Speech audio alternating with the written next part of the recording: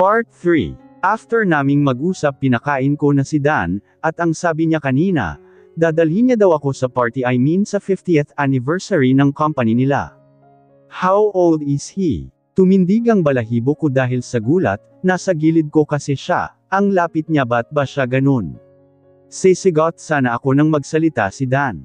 I'm 3 years old na po turning 4 this coming January. Magiliw na sagot ni Dan saka pinakpak ang kamay na may ketchup. Nilangon ko siya at nakita ko kung paano kumuyom ang kamao nito at matiim akong tinignan. Did you give him a big celebration? He asked me. Simple lang naman ang birthday niya, kumakain lang kami sa labas kasama sila Chad at Nikki, sagot ko at sinukli ang buhok ng anak gamit ang kamay. Is that so? Sabi niya. Hindi ka ba kakain? I asked. If I'm going to eat, you should too, you look thin, sabi niya saka ako tinalikuran para kumuha ng pagkain. Aba, tinawag niya ba akong mapayat? Excuse me, I have curves and I'm naturally sexy. About the 50th anniversary, I want you there with my son, I'll introduce you to my co-guests, and company workers. Sabi niya habang nagsasandok ng pagkain. Ba't natin dadalhin si Dan dun? What if mawala siya dun? I said. I hired the best security team in the country and I already hired someone to watch on him, while I am introducing you, sagot niya sa kasamubo ng pagkain. Tiningnan ko siya ng masama. Talaga lang ha, pag talaga nawala ang anak ko. Correction, it's my child so it must be our child not yours, only, he said still munching his food. Whatever, sabi ko. After naming kumain nagtungo kami, sa sala habang lumabas naman si Greg, may bibilhin daw siya. Nilero ko lang muna si Dan para may magawa ako, ang boring kasi bukod sa wala akong cellphone, ang higpit pa ng seguridad sa buong building. Mga ilang oras lang akong nakatunganga doon habang tinatanaw, ang anak kong naglalaro ng Lego nang biglang bumukas ang pinto.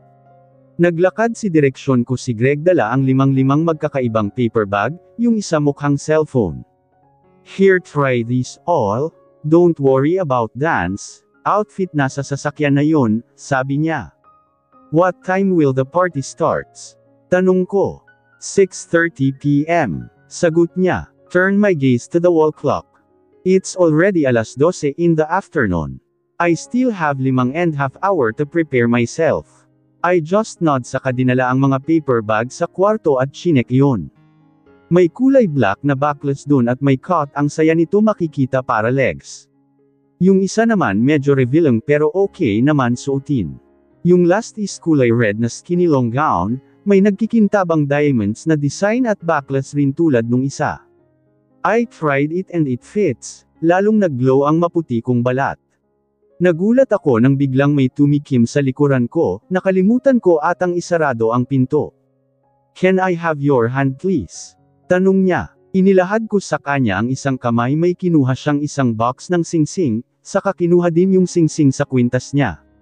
Gulat akong napatingin sa kanya ng matintong yung, ang singsing na iniwan ko noon sa gilid ng side table sa kwarto namin. Isinuot niya una ang bagong singsing at isinunood ang isa. Never remove that ring in your fingers, sabi niya sabay talikod. Yun na yun. Vla ng drama. Nagpaka-busy na lang ako at nang mag-2:00 ng hapon, binihisan ko muna si Dan saka bago ako nag-ayos at saka nagbihis. Nang matapos makapagbihis lumabas ako sa kwarto at nakita, kung nakatayo na si Greg sa labas, at mali ang pagkakabuhol ng necktie nito. Nilapitan ko siya saka inayos ang necktie nito, nagulat ito sa ginawa ko pero hinayaan niya pa rin ako. Matapos kong ayusin yun, hindi ko mapigil ang tumingkayad at abutin, ang labi niya para mahalikan. Nagulat ito sa ginawa ko, ako din ay nagulat sa ginawa ko kaya bahagya din akong napaatras. Sorry na iilang na sabi ko at hindi na ito tiningnan. Magsasalita sana siya nang biglang dumating si Dan. Mama, okay na po ako. Sigaw niya. Come here kiddo, Papa will carry you. Sabi ni Greg. Dan spread his hand saka siya kinarga ni Greg gamit ang isang kamay, inilahad niya naman ang kabila nitong kamay. What? Tanong ko. Give me your hand, sabi niya. I rolled my eyes saka ko naman hinawakan ang kamay niya. Naglakad na kami palabas at sumakay sa elevator. Nasa may red carpet na kami papunta sa entrance ng hotel kung saan gaganapin ang party. Pinagbuksan ako ng pinto nung lalaking nagtulak sa akin noon, papasok sa limousine. Nag-abot siya ng kamay at ayaw ko naman magpaka-attitude at tinanggap ko yun. Naglakad kami sa red carpet, hawak ko sa gilid ko si Dan at hawak naman ni Greg, ang baywang ko. Sabay kaming naglakad sa red carpet kasama ang 5 bodyguards na humaharang sa mga reporter. Yes, madaming reporter ang sumalubong sa amin kaya iniiwas ko ang mata dahil sa nasisilaw ako sa mga pagkisap ng ilaw ng camera nila. Nasa bakana na kami ng entrance nang may nagtanong kay Greg kung kaano-ano niya kami. Tumigil muna kami para ma-interview. Unang in-interview si Greg at sinunod ako. Ma'am, ano pong relasyon niyo ni Mr. Valencia, ma'am? Tanong ng isang reporter. I'm his wife, sagot ko at tinignan ito. Nailang agad ako nang makitang nakatingin din pala siya sa akin. Ito pong bata, anak niyo po siya? Tanong ulit nung isa. Yes, I'm very sorry if ngayon lang kami nagpakilala, I am very busy with my work abroad, that's why, sagot ko. Hindi po ba ikaw po ang nag-iisang anak ni Mr. Elton and Mrs. Cortel? Tanong nung isa. Yes, I am, sagot ko ulit. Bakit hindi po kayo ang nagmamanage ng sarili niyong kumpanya, kung nagtatrabaho kayo sa ibang bansa? Napipilan ako doon. Nilingon ko si Greg para humingi ng tulong. That's enough, me and my wife has some important things to attend, excuse us, sabi niya saka na kami naglakad papasok. Ang dami pa nilang follow-up question sa akin pero hindi ko na sila sinagot pa. Nang makapasok agaw pansin kaagad kami dahil sa suot namin. Good evening Mr. Valencia and Miss. Tanong ng isang nakaputing tuxedo habang nakatingin sa akin. She's my wife, you should call her Mrs. Valencia, Kaydan, sagot ni Greg. Mrs. Valencia, bakit parang ang sarap sa tenga pakinggan? Totohanan na ba talaga to o maghihiwalay dun kami sa huli? Welcome home, Mrs. Valencia. Sabi ng MC na nasa stage sa harap, nakarinig ako ng masigabong palakpakan. Maybe I should enjoy these moments before it lasts.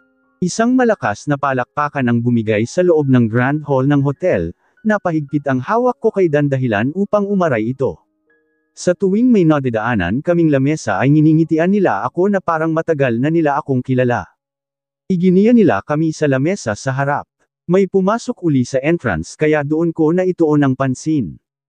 It is Britney in her high ponytail hair and a tube-top red dress na bagay sa kanya. Nasa gilid niya si tita. She searched around at tumigil ang tingin niya sa lamesa namin. I saw how furious she was. Sumugod siya sa lamesa namin. What is this all about? I am your fiancé Greg, I should be the one sitting next to you. Not with this bitch. A gold digger, social climber, and a slut. Sigaw niya may pumigil sa braso niya kaya tinignan ko kung sino yun. Ana, nagtatakang tanong ni Tita Aga. Long time no see, tita. Bati ko. You know her mommy? She asked tita while facing her. She's your cousin. Sagot ni tita. What? You said she's already dead. Britney exclaimed, agad na tumaas ang dugo ko patungo sa ulo, so sinasabi nilang patay na ako para sila, ang mag-manage sa kumpanyang pinaghirapan ni Dad. Ano sila sinuswerte? Enough of the drama, I want all of your attention please. I am Ana Cortel, the one and only daughter of Mr. Elton at Mrs. Cortel, the only owner of Cortel chains of malls, one of the biggest company around the world. Taas noong sabi ko. It's time to get what's mine a long time ago. This woman here is the acting CEO of my father's company. She used the accident and take it for granted. She managed the whole company without my prior consent. How dare you? I exclaimed. Ikaw ang walang hiya. Sa loob ng 3 taon pamamahala ko sa kumpanya walang problema, ang nangyari sa kumpanya. Mas lalo ko nga itong napatibay. Wala kang utang na loob, nagmana ka nga sa ina mo. Sabi niya. Pinagtitinginan na kami ng mga tao na imbitado sa party pero di ko yun inalintana. Starting this day you will be out of the company. I already made call of my father's secretary. I want to have a meeting with the board of directors and members. I'm keeping what I own. Taas noo kong sabi. Nakatayo na pala ako at nasa gilid ko na si Greg. My wife's company and my company will merge, and we will change position. She'll be the one managing my company while I'm managing hers. And Mrs. What you just said earlier was all a lie. You're using my in-law's company money to save your debt in the casinos. I hire a spy that is working under her company. I won't mention a name, baka ano pang magawa mo, sabi ni Greg. I never spent any money from my kuya's company. He's lying, iha. He manipulate everything. Don't believe him. Tita begged while looking at me, trying to earn my trust so I can sided her. I know all of your doing, tita. Everything. Even when I'm abroad, I am still looking after the company. What? You're believing this scumbag? Come on, iha, be matured. Sigaw niya. I believe in him because he's my husband, sagot ko. Your husband? Wala nga kayong may pakitang marriage certificate tas ngayon sasabihin mong mag-asawa kayo. Stop daydreaming, come on. Sigaw din ni Britney. Shut up, Britney. We're already married 3 years ago, bago pa ma-accident ang eroplanong sinasakyan nila mom at dad. Only few knows it. Because I don't want my marriage to be on tabloids or newspapers, I want a peaceful life with my husband, sabi ko sa kanya. Inirapan lang ako ni Britney at she was about to throw another argument nang tinapos ko na yun.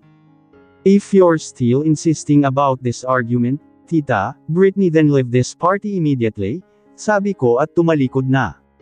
You brat, we are still not done yet. May araw ka rin sakin. Sigaw ni Britney pero hindi ko na siya nilangon pa.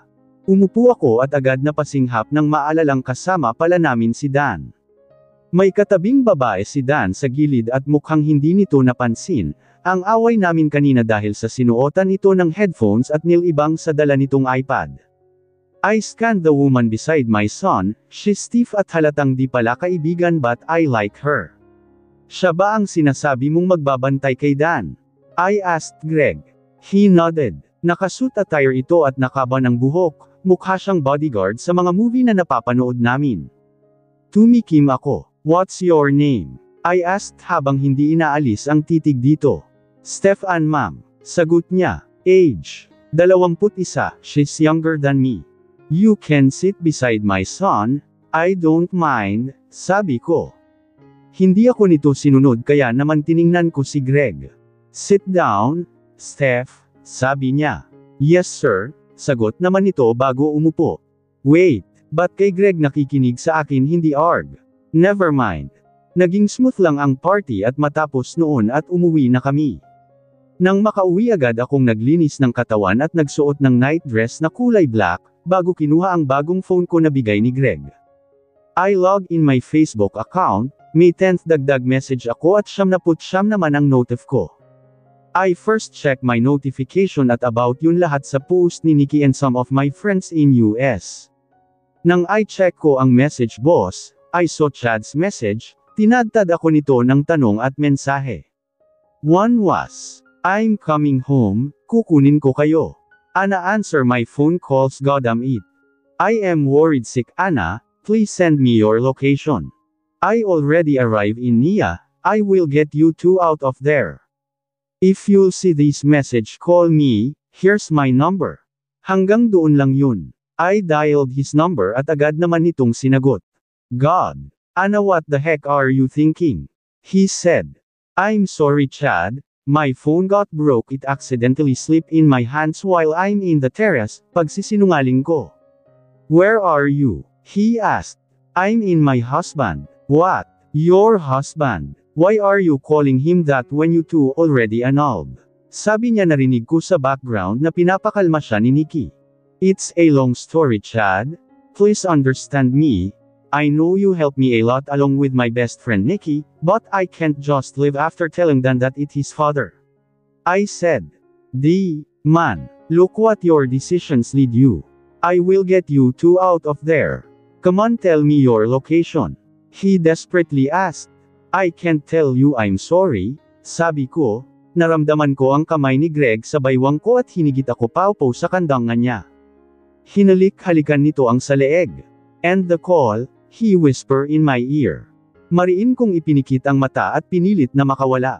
Just send me your location. Inagaw ni Greg ang telepono. Why don't you shut up and leave my wife alone? Sabi nito bago inend ang call. Hey, why did you do that? Sabi ko at pilit na kumikawala sa yakap nito, pero mas hinigpitan pa nito ang pagkakayakap sa bewang ko. Why don't we make another one? He said and kissed my ear. Naghatid iyon ng kakaibang kilati sa akin. Greg, nahihirapan sabi ko. His hand slowly enter my nightdress as it reaches my breast. He kisses my neck. I tilt my neck to give him more access to it. You know I don't share things I own, sabi nito habang hinahalikan ang leeg ko papunta sa tenga ko at kinagat iyon ng mahina. I let out a soft moan as his hand massaged my left breast lightly. I'm not a thinger. I tried to hold my moan but he didn't let me. Instead he carried me by my waist as he guided my body to face him. He instantly kissed me. I answered his kiss. More passionate. I want more. I'm too addicted to it. Well, you're more than that. He said and kissed me again, but this time we are already in the bed. Touching each other, feeling the hotness towards each other. He removed my nightdress as we shared the passionate kiss. I don't own you, I said. Bumaba ang halik nito sa leeg ko pababa sa dibdib ko. Well, starting today I am all yours, baby. He said as he sucked my left nips. Baby, that was his endearment to me years ago. My body arched and I can't stop myself from mooning. Oh my God. Si Dan, baka marinig tayo, natatarantang sabi ko habang naghawak ang bedsheet para pigilan ang sarili. He won't. He's sleeping. Beside soundproof ang kwarto. He said. Ano daw? Soundproof. Itinulak ko siya ng bahagya. This is wrong. Sabi ko at sabay lagay ng kumot sa katawan. What? You're my wife. How can this be wrong? He asked. We need to settle down our arguments first before lost, Greg, sabi ko. We will after this, sabi niya at inatake na naman ako ng halik. The burning sensation, the atmosphere, became hot even though the aircon is on. All I can do with his touch is to moan. I look through his eyes and all I can see is lust, no other than lust. He is lusting over me. Nagising nang may tumatamang sinag ng araw sa mukha, dahan-dahan kong inimulat, ang mata sa kanilang ngunang katabi.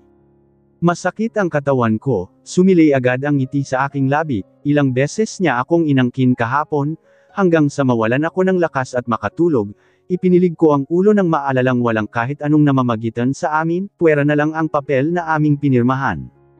Agad kong ipinikit ang mata nang maramdamang yamakap, ang braso nito sa bewang ko at ipinatong ang baba sa leeg ko. Hinalikan nito ang pisenge ko at pinitik ang ilong. I know you're awake, he said huskily. Idinilat ko ang mata saka siya tiningnan. Alis nga, sabi ko sa mahinang boses. Do you want me to? Sabi nito saka mas isiniksik ang sarili. Oo na ako na marupok. Mommy, sigaw ni Dan saka umambang tatalon pero agad na tumayo si Greg at siya ang sumalubong dito. Mommy is sick. Come on kiddo, I'll cook your breakfast. What do you want? He asked Dan while putting on his white sando. He winked at me bago kinarga si Dan papunta sa labas. His good side is showing again and I like it better than his heartless side. Tumayo ako at binalot ng kumot ang katawan. Nagtungo ako sa banyo saka inalis ang kumot at itinapon sa labas bago sinuot ang bathrobe. Naligo muna ako bago nagbihis ng komportableng damit. Lumabas ako sa kwarto namin habang pinapatuyo ang buhok gamit ang tuwalya. Nasa kalagitnaan ako ng hagdan nang may marinig akong tawanan sa ibaba. God man, I didn't know you are already married. Narinig kong sabi nung isa.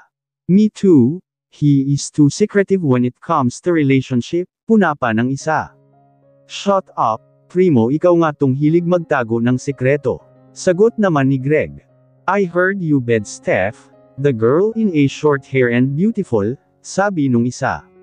Come on dude, it was just a dare. I didn't know nakakagat agad yun.